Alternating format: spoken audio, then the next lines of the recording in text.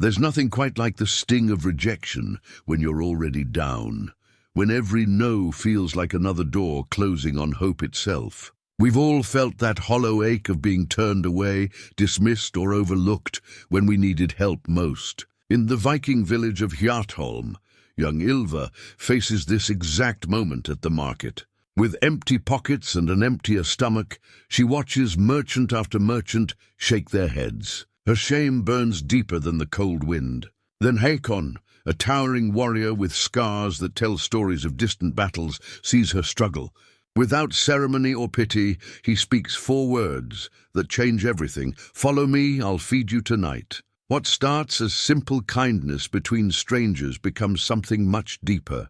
But what happens when 2 broken souls find healing in each other's company? Before we jump back in, tell us where you're tuning in from, and if this story touches you, make sure you're subscribed, because tomorrow I've saved something extra special for you. The cobblestones beneath Ylva's worn boots felt different now, each step echoing with the strange comfort of having someone walk beside her. Hakon moved with surprising grace for a man of his size, his massive frame cutting through the evening crowd like a ship through calm waters. The other villagers parted naturally, some nodding respectfully, others averting their eyes from the giant who rarely spoke but commanded attention wherever he went. Ylva clutched her empty woven basket tighter, the familiar weight of disappointment still heavy in her chest. The basket had been her mother's, crafted with careful fingers during the long winter nights before fever took her. Now it served as a daily reminder of how far the Emberskin family had fallen. Once her father's looms had produced the finest cloth in 3 villages. Now she could barely afford thread. "The wind carries salt tonight," Hakon observed, his voice a low rumble that seemed to vibrate through the very stones. It was the first time she'd heard him speak since his unexpected offer, and the sound surprised her with its gentleness. "It always does when the storms are coming," Ylva replied, then immediately wondered if she'd spoken too boldly. She knew so little about this man, only the whispered stories that followed him through the village like shadows. They passed the blacksmith's forge, where red sparks danced against the darkening sky. Well, Bjorn looked up from his anvil, hammer frozen mid-strike as he watched them pass. His eyes held a question Ylva couldn't read, but Hakon simply nodded once, and the blacksmith returned to his work with knowing silence. The longhouse stood apart from the cluster of smaller homes, built into a natural rise that overlooked the harbour. It wasn't the largest dwelling in Hjartholm, but it possessed a quiet dignity that spoke of careful craftsmanship. The wooden walls bore intricate carvings that caught the dying light, not the boastful displays of conquest that adorned some warriors' homes, but subtle patterns that seemed to grow from the wood itself like living vines. Hakon pushed open the heavy oak door, gesturing for her to enter first. The interior took her breath away, not with luxury, but with unexpected warmth. A fire crackled in the central hearth, casting dancing shadows across walls lined with simple wooden shelves. The air smelled of pine smoke and something else, herbs perhaps, or the lingering scent of good bread. What struck her most was how lived-in everything felt. This wasn't a warrior's trophy hall filled with weapons and spoils of war. Clay bowls sat ready for use. Wool blankets lay folded with care. A half-finished wood carving rested on a small table beside a well-worn chair. It was a home, not a monument. Then she saw them. Hanging from a wooden peg near the hearth were iron shackles, their metal surface worn smooth by countless hands. The chains were broken, the locks forced open, but they remained as deliberate as any decoration. Ylva's breath caught in her throat as understanding washed over her. These weren't trophies, they were reminders. "Sit," Hakon said simply, indicating a chair near the fire. "The evening grows cold." She settled into the chair, her basket at her feet, and watched as he moved about the kitchen with practiced efficiency. His hands, scarred and massive, handled the bread knife with surprising delicacy. Soon, the simple wooden table bore a meal that would have seemed like a feast in her tiny room. Dark bread still warm from the morning's baking.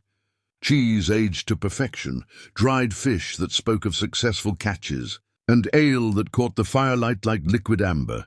They ate in comfortable silence, the crackling of the fire providing a gentle rhythm to their meal.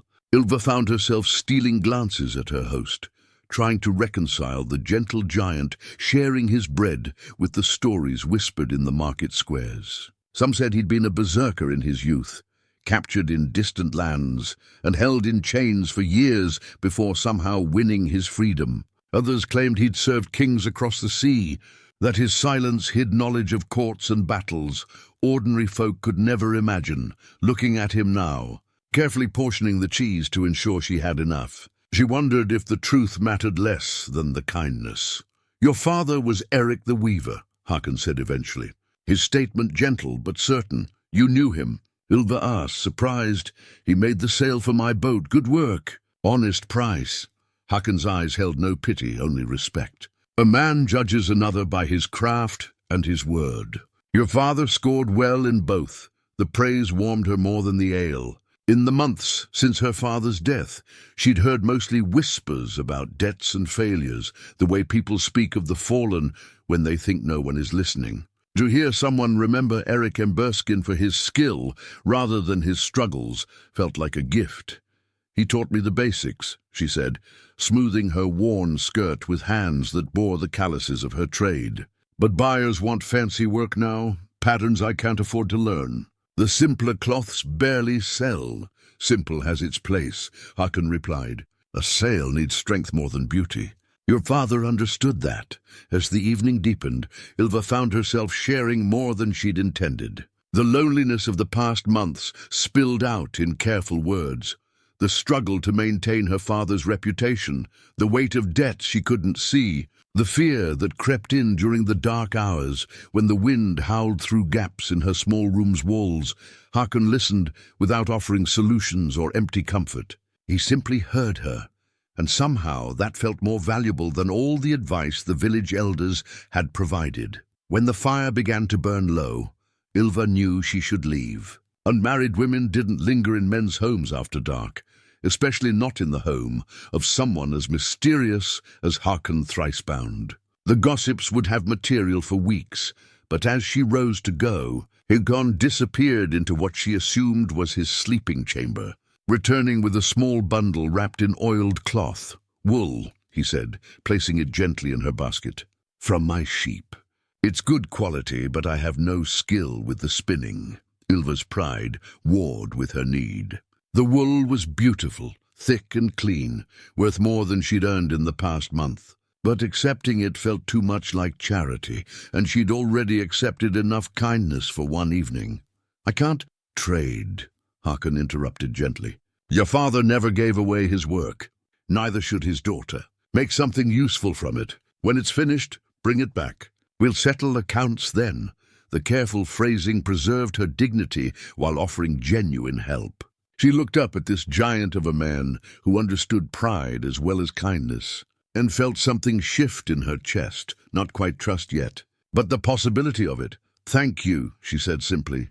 He walked her to the door, then stood watching as she made her way back toward the village proper. The moon had risen, casting silver paths across the cobblestones, and for the first time in months, Ylva didn't feel afraid of the darkness. Behind her, warm light still glowed from Hakon's windows, and she found herself wondering what stories those iron shackles could tell, what journey had led him from chains to this peaceful hearth. More than that, she wondered what tomorrow might bring, and whether the kindness of strangers could truly change the direction of a life. The wool in her basket felt like possibility itself, and for the first time since her father's death, Ylva Emberskin allowed herself to hope. 3 days after that first shared meal, Ylva's world crumbled like poorly fired clay. She'd been working at her small loom, fingers moving with the rhythm her father had taught her, transforming Hakon's wool into a sturdy cloth that would serve him well. The morning light filtered through her single window, and for the first time in months she'd felt something approaching contentment. The wool was responding beautifully to her touch, and she could already envision the finished piece, simple but well made, something that would honor both the gift and her father's memory. The sharp knock on her door shattered that peace like a stone through ice. Thorvald the merchant stood in her doorway, his bulk filling the frame and blocking out the morning sun. Behind him loomed his son Grim, whose eyes held the same calculating coldness as his father's, but with an added hunger that made Ylva's skin crawl. Thorvald held a leather satchel in one hand and rolled parchment in the other, both bearing the official seals that meant trouble for ordinary folk. "Ylva Emberskin," Thorvald announced, his voice carrying the weight of formal business. "We need to discuss your father's obligations." "I've been making payments," she said quickly, stepping back to let them enter only because refusing would have been seen as an insult. "Small ones, yes, but regular. You agreed to the terms. Circumstances have changed." Thorvald unrolled the parchment with theatrical precision, letting her see the official markings even as the words blurred together. "It seems your father's debts were more substantial than initially recorded. This contract, signed in his own hand, covers the full amount." Ylva's heart hammered against her ribs as she recognized her father's careful script at the bottom of the document. Eric had always been meticulous with his letters, each one formed with the same precision he brought to his weaving. But seeing his signature on this parchment felt like watching a ghost condemn her from beyond the grave.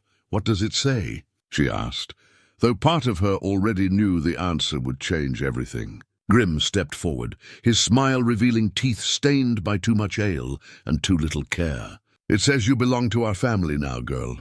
Father was generous enough to accept marriage to me as settlement for the debt. Full payment, clean slate." The torn edge of the marriage contract caught the light as Thorvald held it up, and Ylva saw how the document had been hastily prepared, the ink still sharp and unweathered. This wasn't something her father had signed willingly. It bore all the marks of a desperate man backed into a corner, signing away his daughter's future to protect what little remained of his honor. "My father would never—" "Your father was dying," Thorvald interrupted, his voice matter-of-fact and brutal. "Men make different choices when they face the god's judgment. He knew he was leaving you alone, unprovided for. This arrangement ensures your security."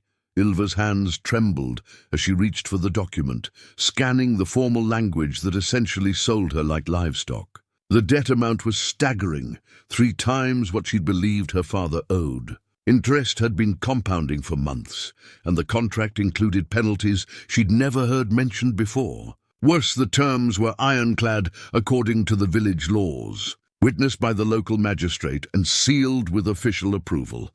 "I need time to consider." "Time is what we're offering," Grim said, moving closer until she could smell the sour ale on his breath. 1 month to prepare yourself. We'll announce the engagement at the next market day. Hold the wedding before the winter storms. You'll want to start gathering what household goods you can. Father's been generous enough to let you keep your weaving tools." The casual assumption that her agreement was inevitable made Ylva's vision blur with rage and helplessness. These men had walked into her home and calmly announced they owned her future, discussing her life as if she were a bolt of cloth to be measured and sold. "What if I refuse?" The words came out as barely a whisper. Thorvald's expression didn't change, but something cold flickered in his eyes. "Then the debt comes due immediately. Full payment plus penalties. Your father's workshop, this room, your tools. Everything he owned transfers to cover what's owed. You'd have nothing but the clothes on your back and nowhere to go before winter. And no family to take you in," Grim added with obvious satisfaction. "Who'd want to shelter someone who brought such dishonor to their household? Breaking a lawful contract, leaving debts unpaid. The magistrate himself witnessed your father's mark."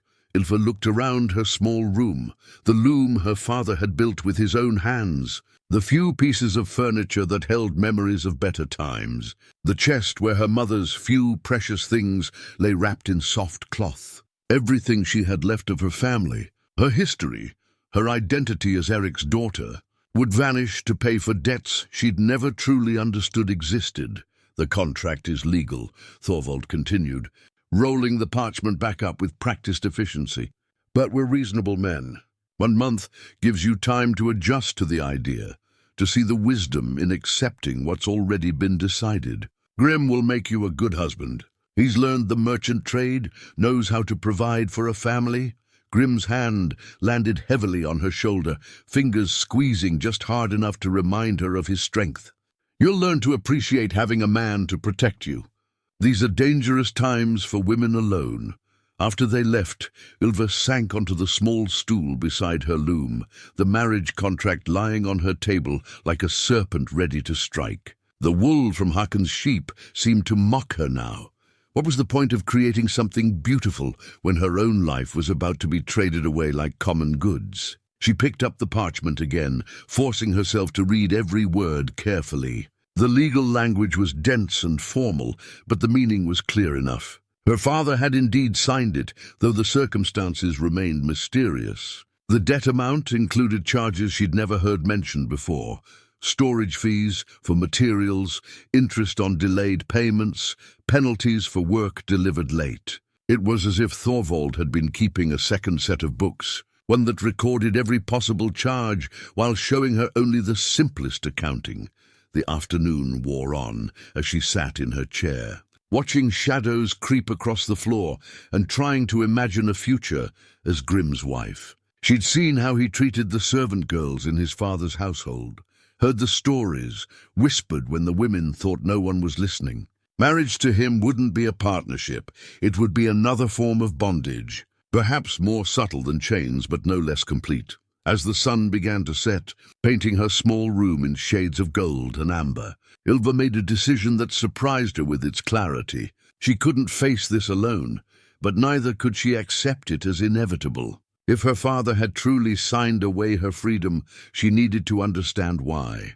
And if there was any hope of finding another path, she needed counsel from someone who understood both the weight of legal obligations and the price of freedom lost. She wrapped Hakon's half-finished cloth carefully in clean linen, gathered her courage like armor around her heart, and stepped out into the evening air. The walk to his longhouse had never seemed longer, each step carrying her toward a conversation that would either confirm her worst fears or offer something she hardly dared to name: hope. The iron shackles by his hearth would understand what she faced now. She only prayed their owner would as well. Hakon listened to her story without interruption, his massive hands wrapped around a clay cup of ale that looked fragile in his grip. The fire had burned lower since her arrival, casting longer shadows across the walls of his longhouse. But the warmth in his eyes never wavered as Ylva explained her impossible situation. When she finished, placing the marriage contract on the wooden table between them like evidence of some crime, the silence stretched long enough for her to wonder if she'd made a terrible mistake in coming here. What did she really know about this man after all? Perhaps he would see her predicament as none of his concern, or worse, as an opportunity. "May I?" he asked, gesturing toward the document. She nodded, watching as his scarred fingers handled the parchment with surprising gentleness. His eyes moved slowly across the formal language, and she noticed how his jaw tightened, almost imperceptibly as he read. When he reached her father's signature, he paused for a long moment, studying the writing with the attention of someone who understood more about documents and contracts than a simple warrior might be expected to know. "This is not your father's usual hand," he said finally, his voice carrying the weight of certainty. "What do you mean?" Ylva leaned forward, hope flickering in her chest like a candle flame. Hakon rose from his chair and disappeared into the back room, returning with a small wooden box that looked older than the longhouse itself. Inside, wrapped in oiled cloth, lay several pieces of parchment. He selected one carefully and placed it beside the marriage contract. "The sale order for my boat," he explained. "Your father's writing, his signature. Look closely." Ylva studied both documents, her heart racing as differences became apparent. The signature on the sale order flowed with confidence, each letter formed with the careful precision of a craftsman, proud of his work. The signature on the marriage contract looked similar at first glance, but the pressure was uneven, some letters shaky where others were too bold. It was the writing of a man whose hand trembled, whether from illness, drink, or fear. "He was dying when he signed this," she whispered, understanding flooding through her like cold water. "Perhaps." Or perhaps he was forced to sign under circumstances that made steady writing impossible. Hakon's voice carried no accusation, but his meaning was clear. A man facing such a debt might find his choices limited in ways that make his hand unsteady. The ancient wooden box that held her father's true signature seemed to glow in the firelight, a repository of honest dealings and fair trades that spoke to the man Eric Emberskin had really been. This wasn't just evidence. It was a lifeline thrown across the chasm of her despair. But would anyone believe it? Thorvald has the magistrate's seal, witnesses to the signing. I'm just a weaver's daughter, with no standing in the community. Hakon returned the sale order to its protective wrapping with careful hands. Standing comes from more places than birth or wealth. Your father had friends who respected his work, his honesty. Those friendships don't die with the man who earned them. Over the next hour, as the fire burned down to glowing embers, Hakon shared what he knew of village politics and the quiet networks of influence that existed beneath the surface of everyday life. The blacksmith Bjorn had once been in debt to Thorvald himself, until Eric had quietly helped arrange a different solution. Old Astrid, who ran the largest tavern, had always spoken well of the Emberskin family's integrity. Even Magnus the shipwright had often praised Eric's sails for their durability and fair pricing. These people remember kindness, Hakon said. They remember honest dealings. But they also fear Thorvald's influence, his connections with the magistrate and the tax collectors. Fear makes good people silent when they should speak. So what hope do I have? If they're too afraid to help. Fear fades when people aren't alone. Hakon met her eyes across the table, and she saw something there that reminded her of the iron shackles hanging by his hearth, the quiet strength of someone who had faced impossible choices and found a way through. Sometimes they just need someone to speak first, to show them that standing together is possible. As the evening deepened, they developed what could barely be called a plan. Hakon would quietly approach some of Eric's old friends, not asking them to take sides against Thorvald, but simply to remember the man they'd known and respected. Meanwhile, Ylva would visit her father's former customers, delivering finished work and collecting any outstanding payments, not enough to solve her debt problem, but enough to demonstrate that she was still fighting, still honoring her father's commitments. There's something else, Hakon said as she prepared to leave. The contract gives you 1 month. That's time enough to learn things, to ask questions that might not have been asked before. Your father was careful with his records. If Thorvald is claiming debts that seem too large, there might be evidence of what was really owed. His workshop was sealed after he died. Thorvald has the key, claims it's to protect the assets until the debt is settled. Sealed by law or sealed by Thorvald's word. The distinction hit her like a physical blow. In her grief and confusion, she'd simply accepted that her father's workspace was beyond her reach. But if the sealing was merely Thorvald's attempt to control evidence rather than a legal requirement, then perhaps there were other options. I never thought to question it, she admitted. Grief makes us accept things we might otherwise challenge. It's natural. But a month is long enough to think clearly, to remember that your father raised a daughter with her own mind and her own strength. Walking home through the quiet village streets, Ylva felt something she hadn't experienced since opening that terrible contract, the possibility that she wasn't as helpless as she'd believed. The wooden box containing her father's true signature had shown her that evidence existed to challenge Thorvald's claims. More importantly, Hakon's quiet confidence had reminded her that she didn't have to face this alone. The marriage contract still sat heavy in her basket, its legal language still threatening to reshape her entire future. But beside it lay the half-finished cloth woven from Hakon's wool, a tangible reminder that good things could still grow from small acts of kindness. Tomorrow, she would begin asking the questions she should have asked months ago. She would stop accepting limitations simply because powerful men presented them as inevitable. For the first time since Thorvald's visit, Ylva Emberskin allowed herself to believe that her father's daughter might find a way to honor both his memory and her own fierce Desire for freedom. The morning brought cold rain and the kind of grey sky that seemed to press down on the world with the weight of unspoken sorrows. Ylva wrapped her mother's old cloak tighter around her shoulders as she made her way through the village, carrying finished work to customers who might remember her father with kindness rather than pity. Her first stop was Magnus the shipwright, whose boatyard stood at the edge of the harbour, where the smell of tar and sawdust mingled with salt air. She found him examining the hull of a fishing vessel, his weathered hands running along the planking with the care of a man who understood that lives depended on his craftsmanship. "Ylva Emberskin," he said, straightening as she approached. "I heard about your troubles. Terrible business, these debts coming to light so long after a man's death." She held out the sailcloth she'd completed the week before her father's passing. Strong canvas with reinforced edges that would serve him well through many seasons. "Father finished this before he took ill. I wanted to deliver it personally." Magnus accepted the cloth with reverence, unfolding it to examine the workmanship. His approval was evident in the way his calloused fingers traced the seams, testing the weave for strength and uniformity. "Eric's best work. Look at these corners. Perfect tension, not a loose thread anywhere. This will outlast the boat it's meant for."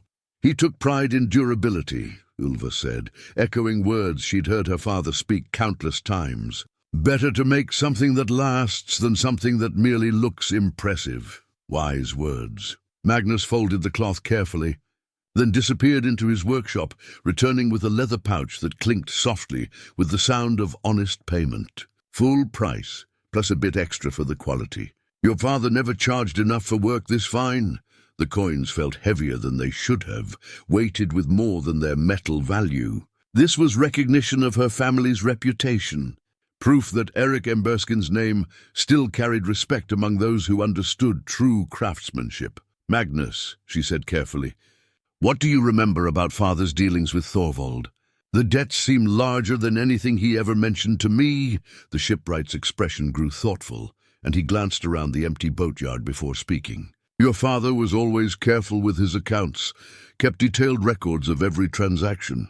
But in his final months, he seemed worried about something, not just the illness, but something else weighing on him. Did he ever mention signing any contracts beyond the usual business arrangements?" "Now that you ask," Magnus leaned against his workbench, his voice dropping to a confidential tone. "He came to me about 6 months before he died, asking strange questions about legal documents and whether a man could be forced to honor agreements made under duress. I thought it was just the worry of a dying man. But now, the ancient leather-bound ledger Magnus pulled from beneath his tools seemed to materialize from nowhere, its pages yellow with age, but its entries meticulously maintained. He flipped through months of careful recordings until he found what he was looking for. A page that documented not just his dealings with Eric, but several conversations they'd had about business practices in the village. "Here," he said, pointing to a notation written in his own careful script. 3 months before Eric died, he asked me if I'd ever heard of Thorvald adding charges to accounts after work was completed. Storage fees, transportation costs, things that were never discussed at the time of original agreement. Ylva's heart began to race. "What did you tell him?" "That Thorvald had a reputation for creative accounting, but proving it was another matter entirely. The merchant keeps his own records, has the magistrate's ear, and most people owe him enough that they don't dare question his methods. The ledger represented something precious, independent documentation of her father's concerns, proof that Eric had suspected Thorvald of dishonest practices before his death. More than that, it showed her father had been trying to protect his family's interests, even while fighting his final illness." Her next stop was Astrid's tavern, where the older woman welcomed her with the kind of fierce warmth that reminded Ylva why her mother had trusted this place with the family's occasional celebrations. Astrid's grey hair was bound in practical braids, and her hands bore the permanent stains of someone who'd spent decades serving food and ale to working people. "Child, you look like you're carrying the weight of 3 winters on your shoulders," Astrid said. guiding her to a quiet corner table away from the few early customers. "Tell me what's troubling you." Ylva explained her situation carefully, watching Astrid's expression grow darker with each detail. When she mentioned the marriage contract and its crushing debt obligations, the tavern keeper's eyes flashed with anger that had nothing to do with sympathy and everything to do with justice. "That snake," Astrid muttered, then caught herself. "Forgive me, child, but Thorvald's practices have been questionable for years. Your father wasn't the first good man to find himself drowning in debts that seemed to multiply like rabbits in spring. Did father ever talk to you about his business troubles?" "More than once." Astrid disappeared behind her bar, returning with a small wooden box similar to the one Hakon had shown her. Inside lay carefully preserved papers, receipts, notes, even a few letters from customers praising Eric's work. "Your father sometimes asked me to witness payments, to keep records of transactions when he sensed trouble brewing." Among the papers was something that made Ylva's breath catch, a note in her father's handwriting, dated just 2 months before his death. It outlined his suspicions about Thorvald's accounting practices and included specific amounts that differed significantly from what the merchant claimed was owed. "He was building evidence," Astrid explained. "Said he wanted to protect you and your future, make sure you understood what was really happening to the family finances. But the illness took him before he could finish." Gathering what he needed, the tavern keeper's wooden box wasn't just a collection of papers. It was a treasure trove of evidence that painted a very different picture of Erik Emberskin's final months. Rather than a desperate man signing away his daughter's freedom, it showed a careful craftsman who'd recognized a threat and begun taking steps to protect his family's honor. As afternoon faded toward evening, Ylva made her way back through the village with a leather satchel heavier than when she'd started. The coins from Magnus were important, but the real treasure lay in the growing collection of evidence that her father had been neither desperate nor careless in his final decisions. The rain had stopped, leaving the cobblestones gleaming in the pale sunlight that broke through the clouds like hope breaking through despair. Tomorrow she would continue her investigation, armed now with the knowledge that her father had been fighting this battle long before she'd understood there was a war being waged. For the first time since seeing that marriage contract, Ylva felt like Erik Emberskin's daughter, not a victim to be bartered away, but a young woman with her father's careful mind and her own fierce determination to see justice done. 2 weeks into her month of grace, Ylva discovered that fighting for her freedom required more courage than she'd ever imagined. Each conversation with her father's former customers revealed another piece of the puzzle, but it also brought her closer to a confrontation she wasn't sure she was prepared to face. The breakthrough came from an unexpected source. Ingrid the baker had always been one of the quieter voices in the village, a woman who kept her own counsel and rarely involved herself in the disputes that occasionally flared between neighbors. But when Ylva arrived at her shop to deliver the table linens Erik had commissioned before his death, Ingrid's usual reserve cracked like eggshells. "I've been waiting for someone to ask the right questions," she said, glancing around her empty shop before bolting the door. "Your father wasn't the only one who suffered from Thorvald's creative accounting. But most people are too afraid to speak, too worried about their own debts being called in early." From beneath her flour-dusted counter, Ingrid produced a ceramic jar that looked like countless others in her kitchen, until she removed the false bottom to reveal a collection of documents that made Ylva's heart race. These weren't just recipes and supply orders. They were copies of financial agreements, payment records, and most importantly, a detailed accounting of the discrepancies Ingrid had noticed in Thorvald's billing practices over the past several years. The weathered ceramic jar represented something more precious than gold. It was proof that her father hadn't been paranoid or confused in his final months. Other villagers had noticed the same problems, the same mysterious fees and retroactive charges that seemed to appear whenever Thorvald needed to pressure someone into an unfavorable agreement. "Why did you keep all this?" Ylva asked, carefully examining a document that showed how Thorvald had tried to charge Ingrid for grain storage that had never actually occurred. Because my husband died owing money to that man, and I learned to be careful about every transaction afterward. Ingrid's voice carried the hard-won wisdom of someone who'd survived by paying attention to details others missed. Your father taught me that lesson, actually. Said a woman alone needed to be twice as careful as a man with family to protect her. Father helped you with your debt. More than helped. When Thorvald tried to claim my husband had ordered twice as much grain as he'd actually received, your father provided testimony about the actual delivery amounts. He'd been helping Magnus load boats that day, saw exactly what came off the ship. His word carried enough weight to make Thorvald back down.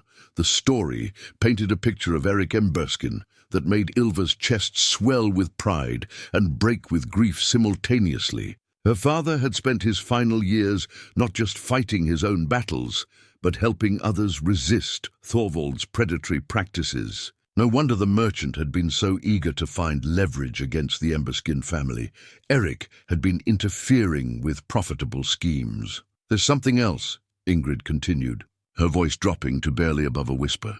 The night before your father signed that marriage contract, he came here asking about passage on the merchant ships. Said he was considering sending someone important away from the village for a while, until certain business matters could be resolved properly. Sending someone away. Ylva's mind raced through the implications. Did he say who? No, but he asked specific questions about ships bound for his sister's village up the coast. Your Aunt Sigrid, the one who married the fisherman. Ylva had almost forgotten about her father's sister, who'd left Hjartholm years ago to marry into a family that owned several successful boats.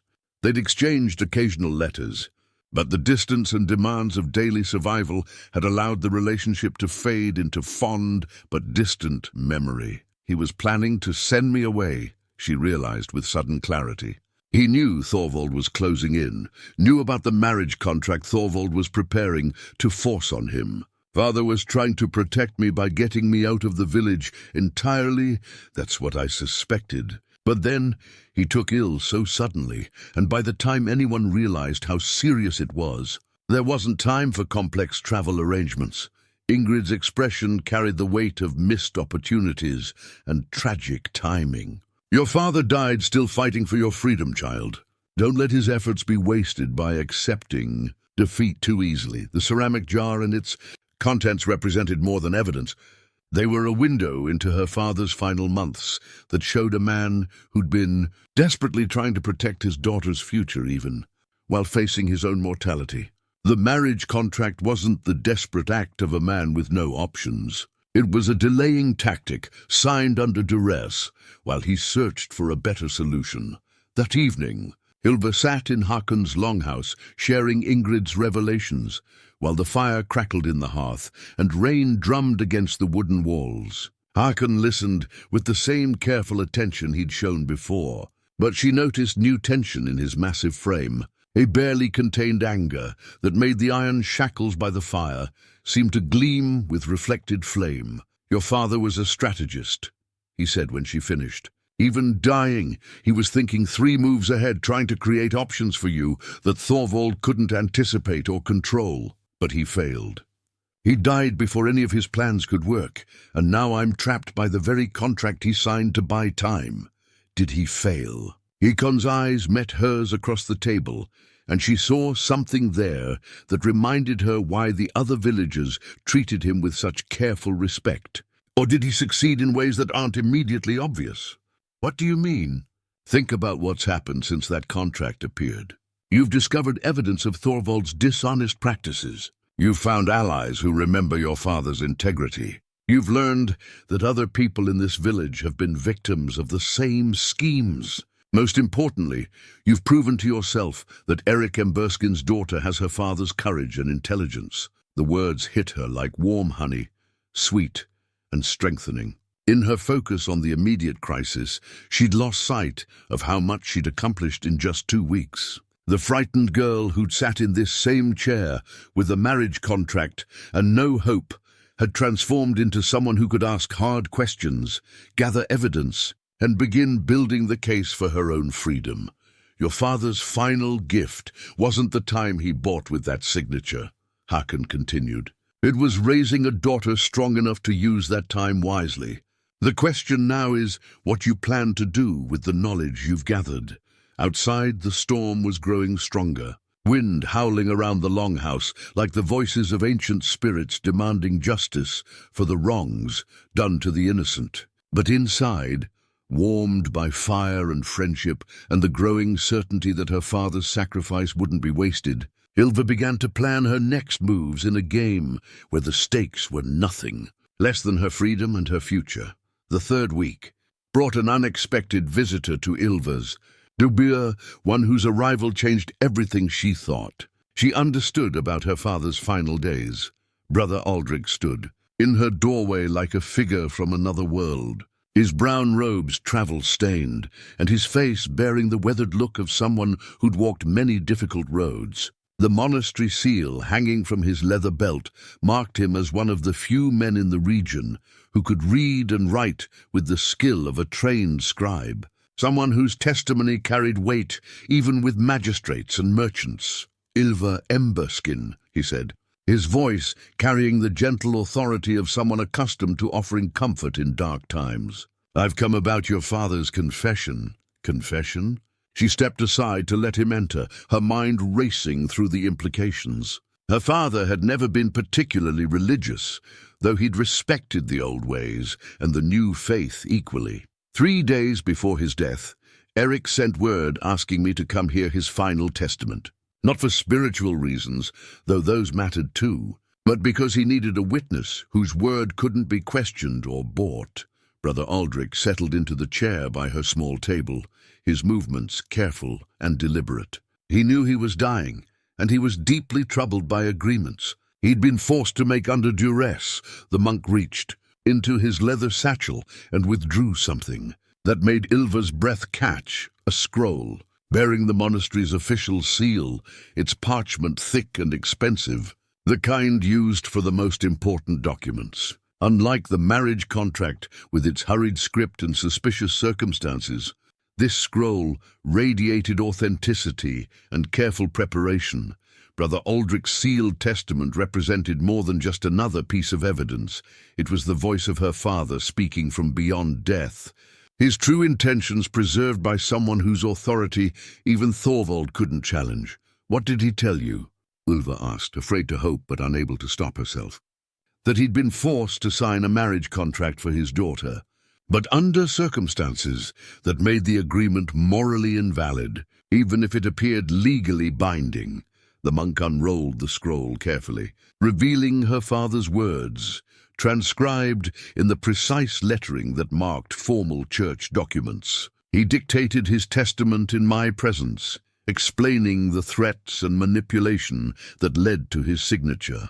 Ylva read her father's words with trembling hands, his voice seeming to speak directly to her across the divide between life and death. The testament laid out everything, how Thorvald had visited him repeatedly during his illness, each time adding new charges to the debt and making increasingly explicit threats about what would happen to his daughter if the money wasn't paid. How the marriage contract had been presented as the only alternative to complete destitution, signed when Eric was too weak to resist and too worried about Ylva's future to refuse. Most damning of all, the testament included Eric's detailed account of discovering that many of the debt charges were fraudulent, storage fees for materials that had never been stored, transportation costs for deliveries that had never occurred, interest calculated on amounts that had never been borrowed. Why didn't he speak of this to anyone else? Ylva asked, though part of her already knew the answer, because he feared that challenging Thorvald directly would result in immediate retribution against you. The merchant had made it clear that any resistance would mean not just financial ruin, but social exile. No one in the village would dare trade with or help the family that had crossed him. Brother Aldrich's expression was grave but compassionate. Your father chose what he saw as the lesser evil, hoping that a month's delay would give you time to find alternatives he couldn't arrange while dying. The testament also contained something else that made her heart race, a detailed list of witnesses to Eric's original business dealings with Thorvald, people who could testify to the actual amounts owed versus the inflated claims in the marriage contract. Her father had spent his final conscious days not just confessing his fears, but building a case for his daughter's defense. "There's more," Brother Aldrich continued, producing a second document from his satchel. "Your father also made a formal complaint about Thorvald's business practices to be delivered to the regional magistrate if circumstances warranted it. He understood that the local magistrate was too influenced by Thorvald's wealth to provide fair judgment, but the regional authority operates under different pressures." The formal complaint was written in Brother Aldrich's careful script but signed in her father's wavering hand, the same unsteady signature that appeared on the marriage contract, but this time recording Eric's true intentions rather than his forced compliance. It outlined a pattern of fraudulent billing that extended far beyond the Emberskin family, naming other victims and providing specific examples of Thorvald's deceptive practices. "Why bring this to me now?" Ylva asked. "Why not immediately after Father's death?" "Because your father asked me to wait until you'd had time to grieve and then to watch how you handled the crisis. He said his daughter would either find her own strength and fight back, or she would accept defeat gracefully. Only if you chose to fight was I to provide these weapons for your battle." The words hit her like a physical blow. Not painful, but powerful enough to reshape her understanding of everything that had happened. Her father hadn't just died trying to protect her. He'd arranged for her to inherit the tools she'd need to protect herself, but only if she proved worthy of them by refusing to surrender. He was testing me, she realized. Wonder and grief and pride mixing in her voice like ingredients in some complex recipe. He was trusting you. There's a difference. Brother Aldrich rolled the documents carefully and placed them in a leather case that bore the monastery's seal. These belong to you now, along with the authority to decide how they're used. Your father's testament can invalidate the marriage contract, but only if you're prepared for the fight that will follow. What kind of fight? The kind that changes not just your fate, but the fate of others who've suffered under similar circumstances. Thorvald has built his wealth on the assumption that his victims will suffer in silence rather than risk everything by speaking truth to power. Your father's evidence could shatter that assumption permanently. As Brother Aldrich prepared to leave, he placed one final item on her table, a small silver cross that had belonged to her father, worn smooth by years of handling during times of worry or decision. He held this while dictating his testament, the monk explained. Said it helped him remember that some battles are worth fighting regardless of the personal cost, because they determine what kind of world we leave for those who come after us. That evening, alone in her small room, with the sealed testament spread before her like a map to territories she'd never imagined exploring, Ylva finally understood the true weight of her father's final gift. He hadn't just bought her time with that forced signature. He'd equipped her with everything she needed to win a war that was bigger than her own freedom, bigger than one merchant's greed, bigger than the fate of a single weaver's daughter in a northern village. The silver cross caught the candlelight as she touched it gently, thinking of her father's hands, holding this same smooth metal while he planned her liberation from beyond the grave. Tomorrow, she would take Brother Aldrich's documents to Hakon and begin planning not just her escape from an unwanted marriage, but her transformation from victim to victor in a battle that would honor her father's memory and protect future daughters from similar fates. The revelation came not from documents or testimonies, but from an overheard conversation that changed everything Ylva thought she knew about her situation. She'd been returning from Hakon's longhouse after sharing Brother Aldrich's testament, her heart lighter than it had been in weeks, when voices from Thorvald's warehouse drew her attention. The building sat near the harbor, its thick walls usually containing only the sounds of commerce and storage. But tonight, lamplight spilled from the partially open door, and the voices within carried the heated tones of men engaged in serious discussion. Silva knew she should continue walking, should avoid any appearance of eavesdropping that might give Thorvald additional ammunition against her. But something in the rhythm of the conversation, urgent, secretive, worried, made her pause in the shadows cast by the neighboring building. "The girl's been asking too many questions," Grim's voice carried clearly through the still night air. "Magnus, Astrid, even that baker woman. She's gathering support, making people remember her father too fondly." "Let her ask," Thorvald replied, his tone dismissive but strained. "The contract is legal, witnessed, sealed. Questions don't change properly filed documents, but what if she finds the original account books? The ones from before we adjusted the numbers?"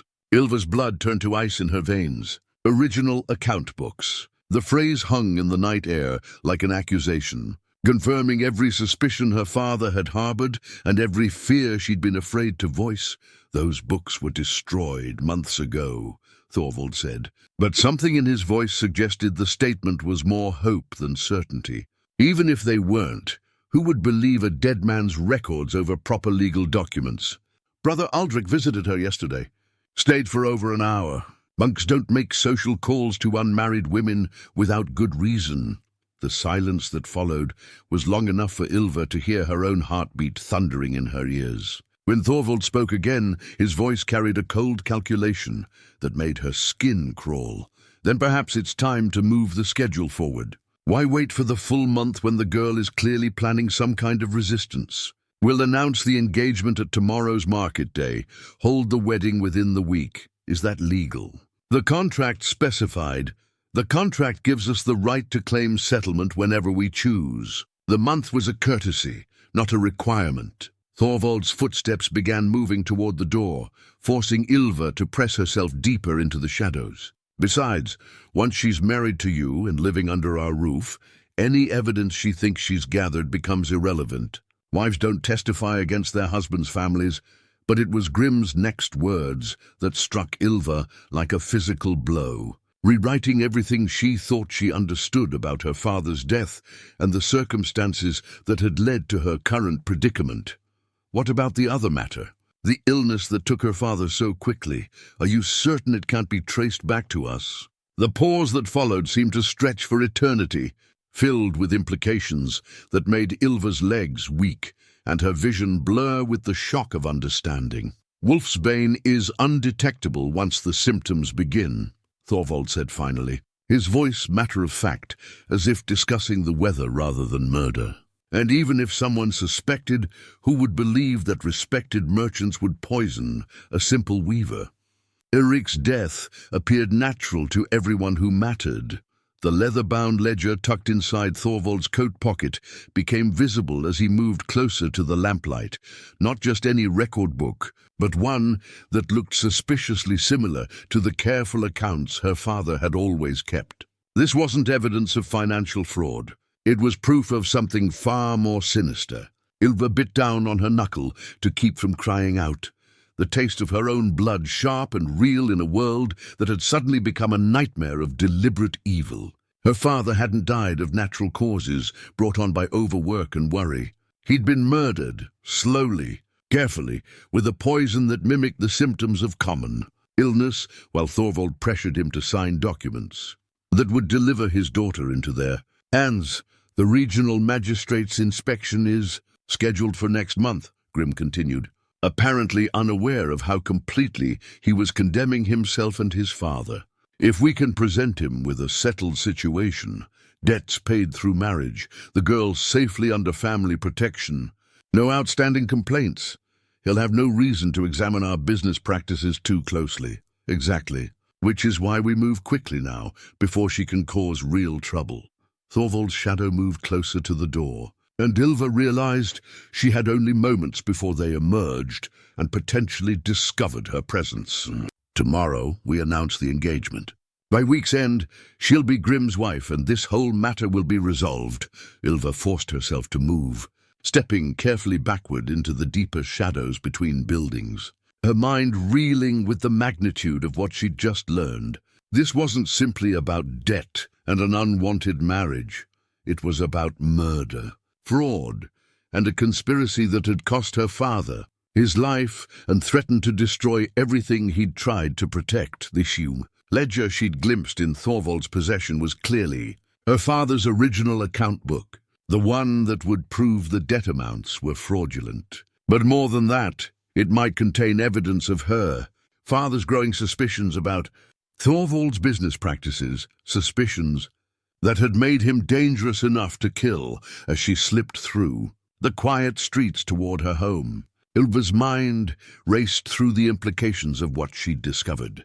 The marriage contract wasn't just about settling debt. It was about silencing the last witness to Thorvald's crimes. Once she was married to Grim, any evidence she'd gathered would become legally irrelevant, and any testimony she might give would be dismissed as the bitter words of a reluctant wife. Worse, if Thorvald was willing to murder her father to protect his schemes, what would he do to her if he realized she'd discovered the truth? But even as fear threatened to overwhelm her, another emotion began burning in her chest. A cold, fierce anger that reminded her whose daughter she was. Erik M. Burskin had died fighting to protect her, poisoned by men who saw human lives as obstacles to profit. His death hadn't been the natural end of a tired craftsman. It had been the deliberate murder of a good man whose only crime was standing in the way of predators. The marriage contract in her basket felt different now, not just a legal trap, but evidence in a case that went far beyond debt collection into the realm of murder and conspiracy. Tomorrow's threatened engagement announcement would force her hand, but she was no longer the frightened girl who'd first read those threatening terms. She was Erik Emberskin's daughter, and she carried his courage in her blood, along with the fury of someone who just learned that justice delayed was not justice denied, but justice that would be all the sweeter for the careful planning it required. The leather ledger in Thorvald's coat wasn't just evidence of fraud. It was proof that her father's killer had grown careless in his confidence, carrying around the very evidence that would ultimately destroy him. All she needed was the courage to take it and the wisdom to use it well. Tonight, everything had changed. Tomorrow, the real battle would begin. Dawn came too quickly and brought with it the sounds of unusual activity in the village square, the hammering of posts, the rustle of banners being unfurled, the voices of merchants setting up stalls for an unscheduled market day. Ylva peered through her small window and felt her stomach clench with the realization that Thorvald had indeed moved forward with his plan to announce their engagement publicly, forcing her hand before she was ready. She'd spent the sleepless hours before dawn planning with desperate intensity. But planning and action were different creatures entirely. Today would require courage she wasn't certain she possessed, skills she'd never needed to develop, and faith in allies whose loyalty remained untested under pressure. The soft knock on her door came as she was braiding her hair with trembling fingers, trying to prepare herself for what felt like walking into battle, armed with nothing but truth and hope. "It's Hakon," came the familiar voice, and she opened the door to find him standing in the grey morning light with an expression that combined grim determination with something that might have been protective fury. "You heard about the announcement?" she asked. "Half the village heard about it.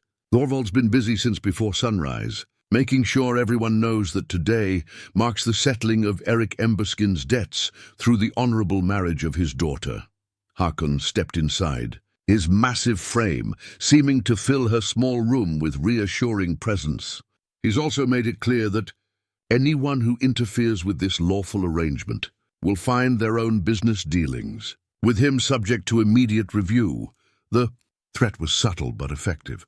Most villagers owed Thorvald money in one form or another, making them reluctant to take sides against him, even if they sympathized with Ylva's situation.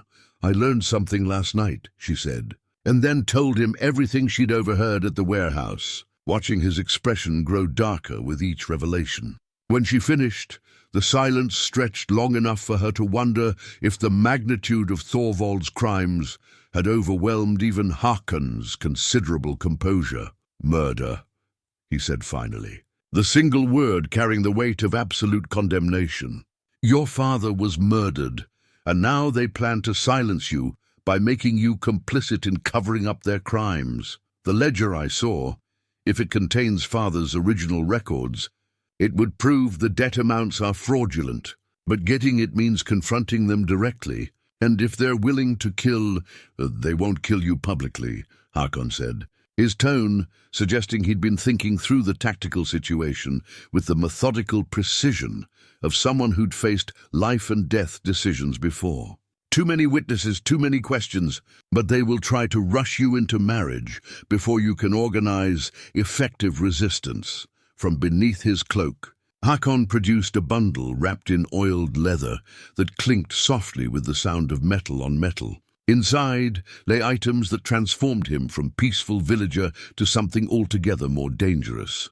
A long knife with a well-worn handle, iron braces that bore the scars of old battles, and most surprisingly, a silver medallion that marked him as more than just a former warrior. The medallion bore the seal of the King's Guard, the elite unit that served as both royal bodyguards and special investigators for the crown. This wasn't just any piece of jewelry. It was a badge of authority that carried legal weight throughout the kingdom, marking its bearer as someone empowered to investigate crimes that local magistrates couldn't or wouldn't handle properly. You're not just a retired warrior, Ylva breathed, understanding flooding through her like cold water. Retired, yes, but some oaths never end, some duties never fade entirely.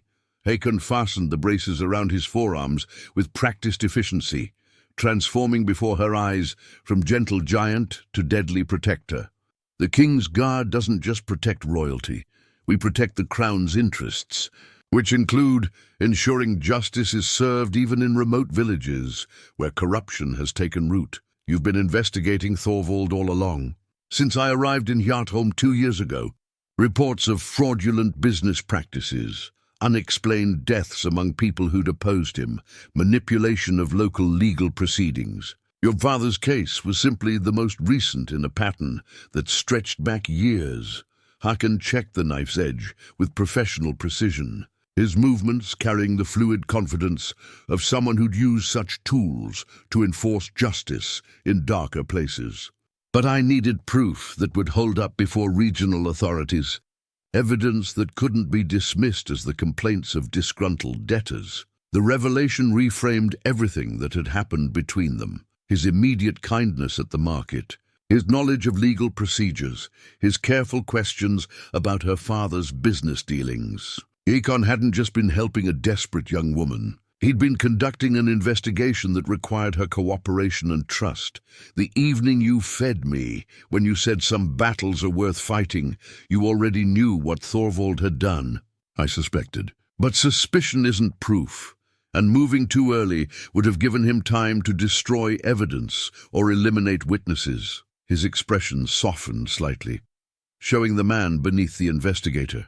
Getting to know you, seeing your father's integrity reflected in his daughter's courage, that made this about more than just another case. The morning sun was climbing higher, and voices from the square suggested that Thorvald's announcement ceremony was being prepared with all the pomp he could muster. Soon, the entire village would be gathered to witness what they believed was a legal resolution to old debts, while the truth remained hidden behind layers of fraud and murder. What's our plan? Ylva asked, surprised by how natural the word "our" felt in this context. We give Thorvald exactly what he wants, a public ceremony with the entire village watching. But instead of an engagement announcement, we turn it into a trial. Hakon's smile was sharp as winter steel, promising justice for those who'd thought themselves above its reach. Brother Aldrich is already positioning himself in the crowd with your father's testament. Magnus and Astrid are prepared to testify about the discrepancies in Thorvald's accounting, and several other victims of his schemes have agreed to speak if given the protection of royal authority. And the ledger, the evidence he's carrying? That's where you come in. While I'm making the formal accusations and presenting the case, you'll need to get close enough to Thorvald to retrieve your father's records. The crowd will be focused on the spectacle, and he won't expect a direct approach from someone he considers already defeated. The plan was audacious, risky, and entirely dependent on precise timing and considerable courage from all involved. But it was also their only chance to expose the truth before Thorvald could complete his scheme and disappear behind the legal protection of a forced marriage. "There's something else," Hakon said, producing one final item from his bundle, a small silver blade, no longer than her palm but sharp as a promise. "This isn't for fighting. It's for cutting free the leather ties on document cases, slicing through coat pockets, that sort of precise work. Your father was murdered for what he knew. Today, we use that knowledge to ensure his death wasn't in vain." As they prepared to leave for the square, Ylva caught sight of herself in the polished metal surface of a kitchen pot. The frightened girl who'd clutched an empty basket 3 weeks ago was gone, replaced by someone who looked capable of facing down merchants and magistrates alike. Her father's silver cross hung at her throat, catching the morning light like a beacon of righteous purpose. "Are you ready for this?" Aegon asked, his voice gentle despite the weapons he now carried openly. "I'm Eric Emberskin's daughter," she replied, surprised by the strength in her own voice. "I was born ready for this fight. I just needed to remember who I was." Together they stepped out into the morning air, walking toward a confrontation that would either expose the truth and deliver justice, or see them both destroyed by men who'd already proven their willingness to kill for profit. But as they approached the gathered crowd, Ylva felt her father's presence like a warm hand on her shoulder, guiding her toward the moment when his careful planning would finally bear fruit in the form of his daughter's fierce courage and an investigator's methodical pursuit of truth. The silver medallion at Hakon's throat caught the sunlight as they entered the square, announcing to those who recognized it that the king's justice had finally come to Hjartholm, carried by a giant who'd learned that some battles were indeed worth fighting, regardless of the personal cost. The village square had been transformed into an arena of judgment, though most of the gathered crowd didn't yet realize they were about to witness a trial rather than a celebration. Colorful banners fluttered in the morning breeze, and tables laden with ale and bread suggested Thorvald had spared no expense in making this announcement memorable. The merchant himself stood at the center of it all, resplendent in his finest robes, with Grim beside him, wearing the satisfied smirk of a man who believed victory was already assured. Ylva moved through the crowd with careful purpose, her father's silver cross hidden beneath her cloak and Hakon's small blade secured in her sleeve.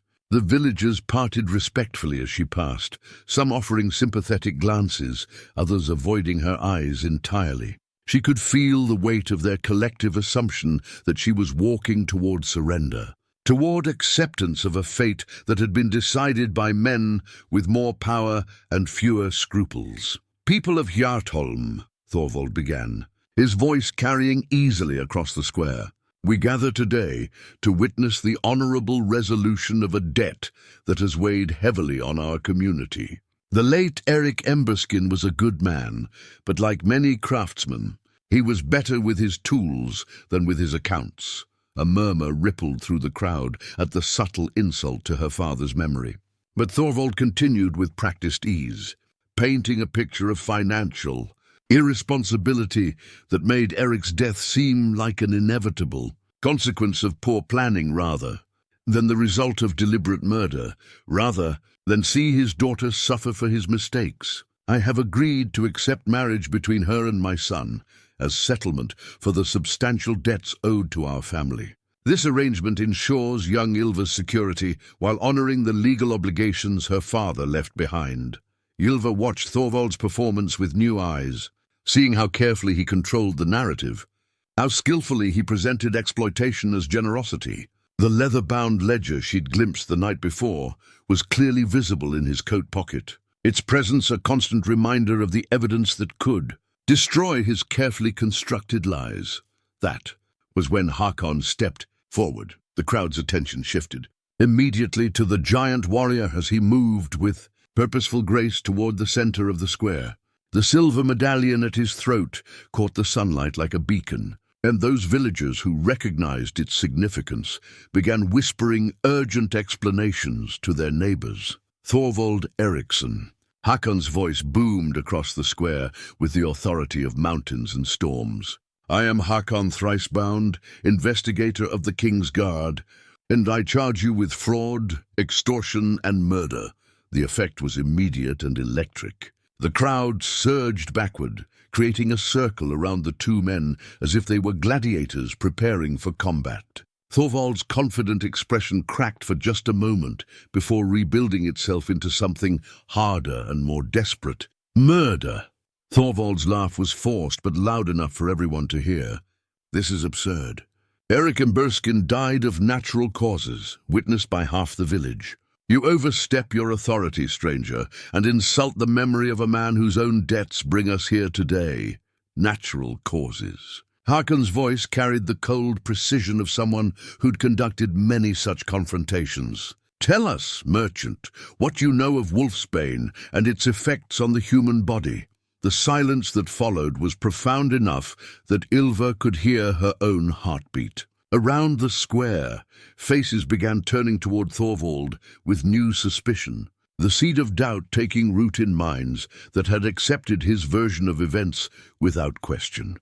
I know nothing of poisons, Thorvald replied, but his voice had lost some of its earlier confidence. These accusations are the desperate fabrications of a man seeking to disrupt lawful proceedings. Then you won't object to having your business records examined by royal authority. Hakon moved closer, his presence looming over the merchant like a storm cloud. Surely an honest trader would welcome the chance to prove his integrity before the king's representative. This was Ylva's moment. While all eyes were focused on the confrontation between Hakon and Thorvald, she moved through the crowd's outer edge, circling toward the merchant's position with the careful stealth her father had once used when adjusting his loom threads to achieve perfect tension. Brother Aldrich appeared at the square's eastern edge, the sealed testament clearly visible in his hands as he pushed through the crowd, with ecclesiastical authority that made even the most skeptical villagers step aside. Behind him came Magnus, Astrid, and Ingrid, their faces set with the determination of people who'd finally found the courage to speak truth to power.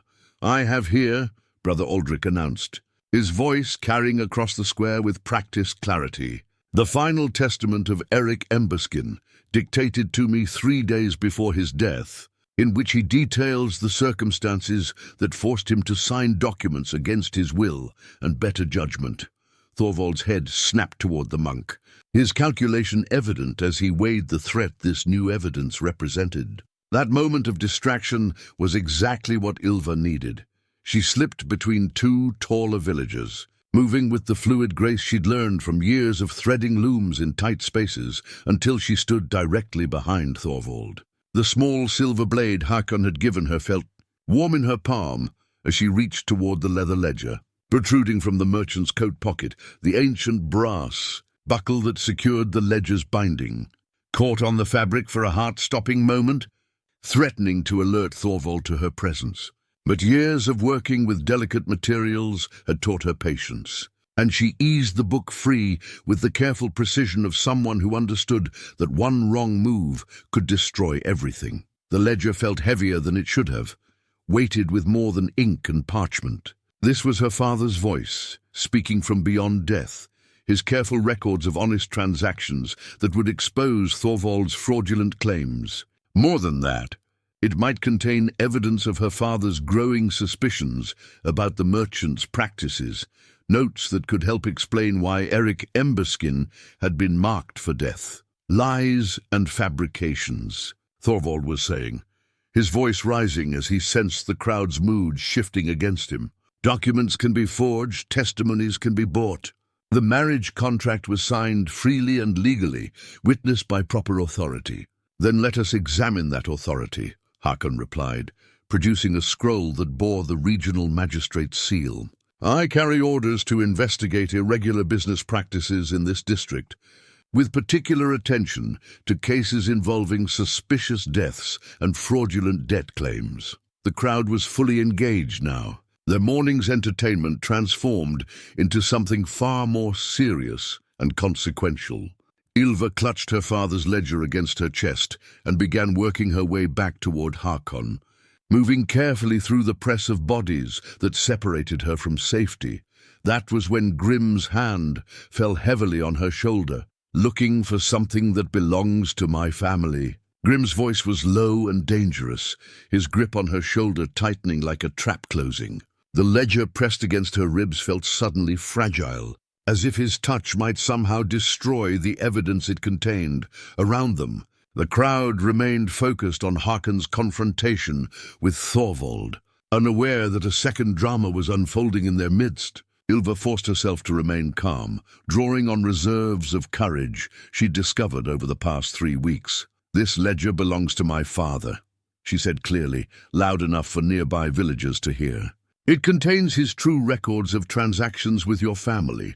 Your father is dead, and his debts belong to us now." Grim's free hand moved toward the knife at his belt, the threat clear despite the public setting. "Give me that book before you make this situation worse for everyone." But Ylva had learned something important about bullies during her weeks of investigation. They relied on their victims' isolation and fear. She was no longer isolated, and her fear had transformed into something much more powerful. "Magnus!" she called out, her voice cutting through the crowd's murmur. "Astrid, Ingrid, look here. I have my father's original records. The ones that show what he actually owed." The 3 allies she'd cultivated turned toward her voice, their faces showing immediate understanding of what she'd accomplished. More importantly, their attention drew others, creating a growing circle of witnesses that made violence increasingly difficult for Grim to contemplate. "The girl is disturbed by grief," Thorvald announced, finally noticing the commotion around his son. "She's been making wild accusations for weeks, trying to avoid the legal obligations her father left behind." "Then let's examine these records publicly," Hakon suggested, his voice carrying the weight of royal authority. "If they support your claims, Thorvald, they'll end any question about the debt's legitimacy. If they contradict your accounting, we'll have our answer about who's been truthful."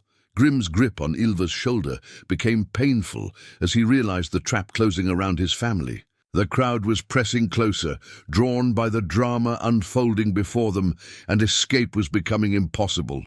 "Father," he called urgently, "the girl has stolen our property. She's trying to present forged documents as evidence." But Ylva was already opening the ledger, revealing pages of her father's careful script that several villagers immediately recognized. The entries were methodical and clear, showing dates, amounts, and details of every transaction Eric had conducted with Thorvald's business over the past several years. "Listen to this," she announced, reading from an entry dated 8 months before her father's death. "Delivered 12 bolts of sailcloth to Thorvald's warehouse.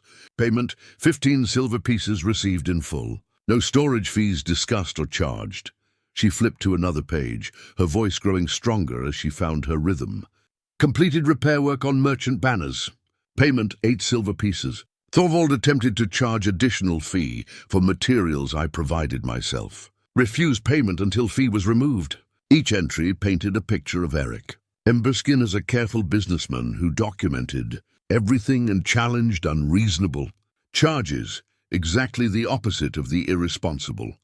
Debtor Thorvald had described to the crowd, "These are lies," Thorvald declared, but his voice lacked conviction now. "Old records, incomplete accounts that don't reflect the full scope of materials and services provided." "Then explain this entry," Brother Aldrich said, stepping forward with the sealed testament open in his hands. "Eric's confession describes how you visited him during his final illness, claiming storage fees for materials that this ledger shows were delivered directly to customers without ever entering your warehouse." The crowd was fully engaged now. Their morning's entertainment transformed into a trial that would determine not just Ylva's fate, but the truth about practices that had affected many families in Hjartholm.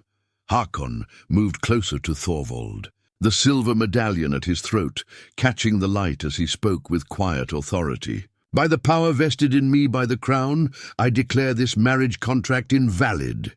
Signed under duress by a dying man who was being systematically defrauded. You have no authority here, Thorvald snarled, his careful facade finally cracking completely. This is a local matter, governed by local law, witnessed by local magistrates who understand the true situation. Local magistrates who benefit from your business? Hakon's smile was sharp as winter steel. Magistrates who might be less objective in their judgments than regional authorities would prefer? That was when the crowd parted to reveal two figures who changed everything. Regional guards wearing the king's colors. Their presence transforming this village drama into something with far broader implications. Hakon thrice bound, the lead guard announced formally. We bring word from the regional magistrate. Your investigation is confirmed and your authority recognized. These proceedings are now under royal jurisdiction. Grim's hand fell away from Ylva's shoulder as the full weight of their situation became clear. This wasn't just about one merchant's fraudulent practices. It was about a pattern of corruption that had drawn attention from the highest levels of regional government. The ledger, Ylva said, holding her father's records high enough for everyone to see. Everything's here. The real amounts owed, the threats he received, even his suspicions about other families who'd suffered similar treatment. And there it was, in her father's own careful script on one of the final pages, a list of symptoms he'd been experiencing, along with notes about their similarity to cases of wolfsbane poisoning he'd heard described by travelers from distant villages. Eric Emberskin had known he was being murdered. He documented his own death even as it happened, leaving behind evidence that would ensure justice for his daughter and protection for future victims. The ancient ledger trembled in her hands as the crowd absorbed the full implications of what they'd witnessed. This wasn't just about debt or marriage contracts. It was about a conspiracy of fraud and murder that had been operating in their midst for years, protected by fear and the assumption that ordinary people had no recourse against wealthy predators. Thorvald Eriksson, Hakon announced with the full weight of royal authority, and you are under arrest for fraud, extortion and murder. Grim Thorvaldsson, you are under arrest as an accomplice to these crimes. As the regional guards moved to secure the prisoners, Ylva clutched her father's ledger and felt his presence like a warm embrace. Eric Emberskin's careful planning had finally borne fruit.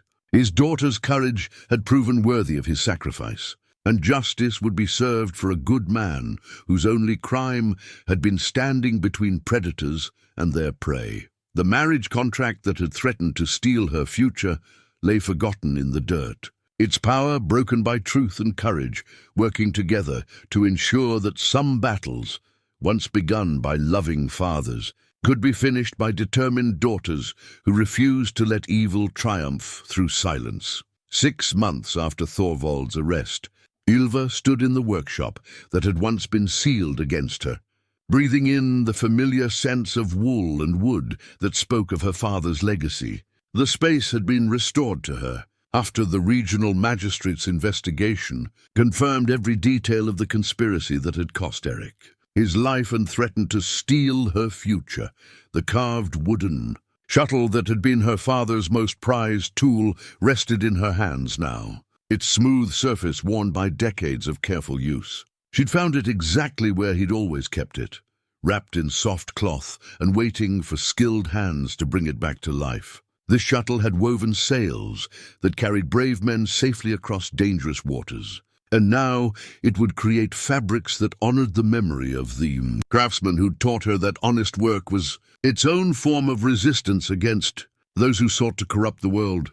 Thorvald and Grim had been sentenced to hard labor in the king's mines, their assets seized to compensate their victims. The regional investigation had uncovered a network of fraud that stretched across 3 villages, affecting dozens of families who'd suffered in silence rather than challenge what they'd believed was legal authority. Eric Emberskin's careful documentation had provided the foundation for justice that extended far beyond one weaver's daughter, protecting future generations from similar predators.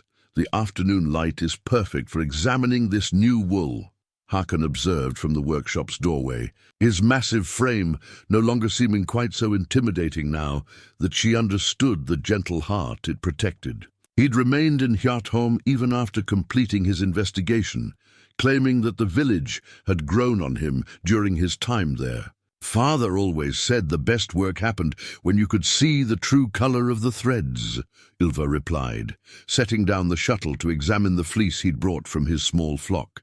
He would have approved of the quality, strong fibers, good length, perfect for the ship canvas Magnus ordered. Their partnership had evolved naturally from the crisis that had brought them together.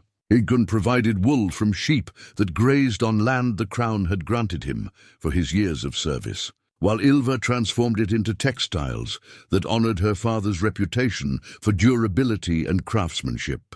It was a practical arrangement that had grown into something much deeper, a quiet understanding between two people who'd learned that the best foundations were built on respect, shared purpose, and the kind of trust that came from facing danger together. "There's something I've been meaning to ask you," Hakan said, stepping into the workshop with the careful movements of someone who understood he was entering sacred space. "The regional magistrate has offered me a position overseeing investigations in this coastal district. It would mean staying in Hjartholm permanently, making this place my true home, rather than just another assignment." Ylva looked up from the wool, seeing in his eyes the same quiet hope she felt growing in her own chest. The past months had shown them both that some partnerships transcended their original purposes, that shared trials could forge bonds stronger than convenience or circumstance. "And what does that mean for us?" she asked, though she thought she already knew the answer. "It means I'd like to build something lasting here, something that honors both the work we've done and the work we might do together." His voice carried the same careful respect he'd shown from their first meeting, never presuming or demanding, always offering choices rather than ultimatums. "Your father's workshop could expand, take on apprentices, become the kind of place that trains the next generation of craftspeople, while ensuring that honest work receives honest compensation." The vision he painted felt like coming home to a place she'd never been, a future where her father's legacy lived on not just in her own hands, but in the skills and integrity she could pass on to others. More than that, it was a future where she wouldn't face the world's challenges alone, where the partnership that had saved her from Thorvald's schemes could grow into something that strengthened them both. "I think Father would approve," she said simply, then smiled at the way Hakon's shoulders relaxed with relief. He always said the best work happened when people trusted each other completely. As evening painted the sky in shades of gold and amber that reminded her of the first night she'd shared a meal in Hakon's longhouse, Ylva arranged her father's tools with the reverence they deserved. The workshop would be busy again tomorrow, filled with the sounds of honest labor and the satisfaction that came from creating things of lasting value.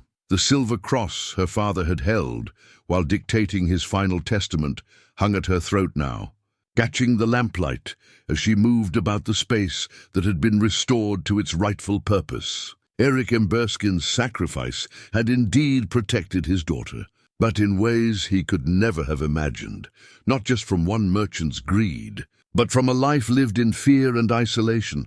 Outside, the village of Hjartholm settled into the peaceful rhythms of evening, its people secure in the knowledge that justice could indeed reach into the darkest corners when good people found the courage to stand together.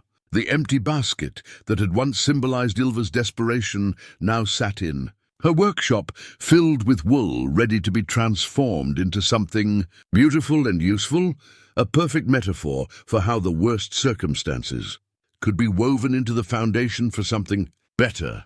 As she extinguished the lamps and prepared to walk home through streets that no longer held any fear for her, Ylva offered a silent prayer of gratitude to the father who taught her that dignity was worth fighting for, that honest work was its own reward, and that sometimes the most important battles were won not through violence, but through the persistent courage of people who refuse to let injustice have the final word. The carved wooden shuttle rested safely in its place, ready for tomorrow's work, carrying within its worn surface the promise that Eric Emberskin's legacy would continue through his daughter's skilled hands and the partnership she'd found with a giant whose heart matched his strength. Some stories ended with dramatic victories, but the best ones continued quietly, woven day by day into the fabric of lives lived with purpose, integrity, and the kind of love that transformed simple moments into lasting treasures.